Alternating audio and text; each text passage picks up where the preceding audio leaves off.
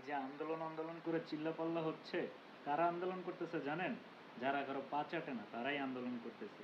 আর যারা পা চাটে তারা ঘরে বসেই আছে, ফেসবুকে একটা লাল প্রোফাইল পিকচার দিয়ে ঘরে বসে বলতেছে তোমরা নামো, আমরা আছি তোমাদের সাথে। কিন্তু তারা আলটিমেটলি কি করতেছে? ঘরে বসে পা চাটতেছে।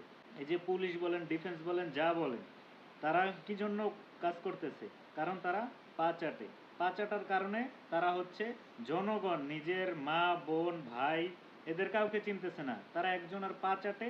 দরকার এখন আমাদের সবাইকে মাঠে নামা, সবাইকে রিফ্লেক্স হয়ে গণভবনের দিকে বন্দুক তাক করা। ছাত্রদের বুকের দিকে বন্দুক তাক না করে গণভবনের দিকে বন্দুক তাক করা উচিত। তাহলে যদি কোনো সমাধান মিলে। যতদিন বাঙালি মানুষ, বাংলাদেশের মানুষ পা চাটতে থাকবে, ততদিনে এদেশের কোনো সংশোধন হবে না। এই পা চাটা বন্ধ করেন সবাই, তারপরে আন্দোলনে আসেন।